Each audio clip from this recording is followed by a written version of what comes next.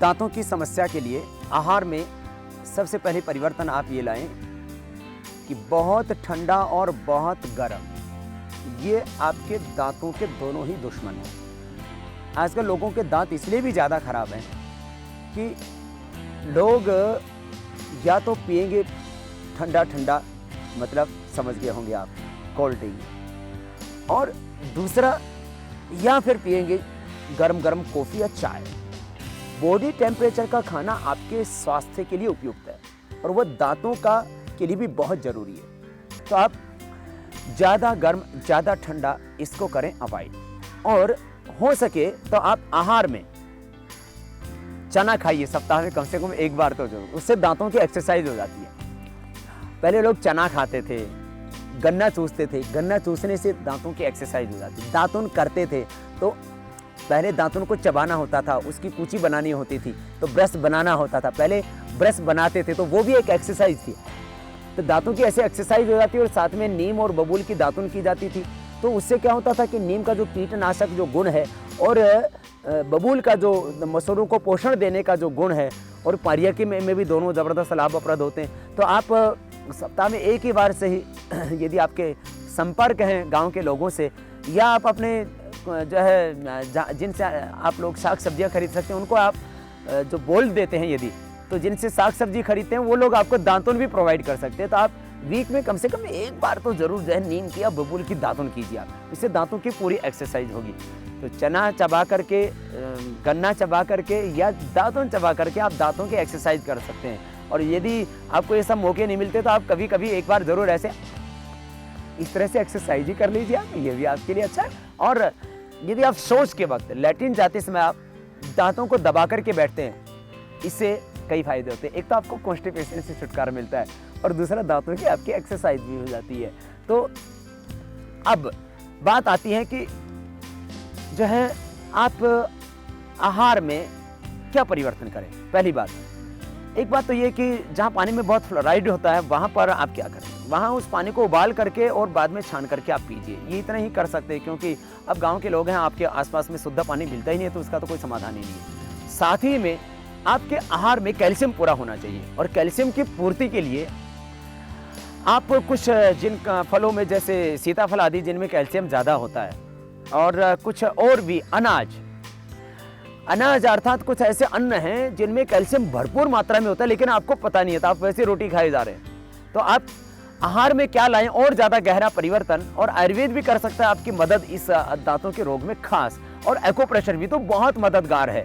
यदि आपको दांतों में दर्द हो रहा है, आप एक सेकंड के अंदर आप दांत के दर्द से छुटकारा पा सकते हैं, और आपके 100 साल तक आपके दांत आपका साथ दे सकते हैं। ऐसे ही कुछ महत्वपूर्ण खास बातें कि आपका आहार भी आपकी औषधि हो सकता है, और साथ में आयुर्वेद आपकी कैसे मदद कर सकता है, और एक्यूप्रेशर से और क्या ले सकते हैं आप मदद, और 100 साल तक अपने दांतों को आप बरकरार रख सकते हैं, सुंदर रख सकते हैं, स्वस्थ रख सकते हैं। और दांतों को स्वस्थ रखने के साथ साथ अपनी सुंदरता भी आप रख सकते हैं बरकरार। ज़्यादा गर्म ज़्यादा ठंडा इसको करें अवॉइड, और हो सके तो आप आहार में चना खाइए, सप्ताह में कम से कम एक बार तो जरूर। उससे दांतों की एक्सरसाइज हो जाती है। दांतों के स्वास्थ्य के लिए उनका स्वच्छ रखना बहुत जरूरी है।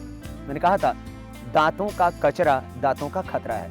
तो आप सुबह ब्रश जरूर करें। ब्रश करने का तरीका भी अक्सर लोगों को आता नहीं है, लोग ऐसे ऐसे ब्रश करते हैं, ऐसे ऐसे ब्रश करते हैं। आप ऐसे ऐसे ब्रश कीजिए, इस तरह से आप, और आप उसमें क्या प्रयोग करें जिससे कि आपके दांतों को पूरा पोषण मिले।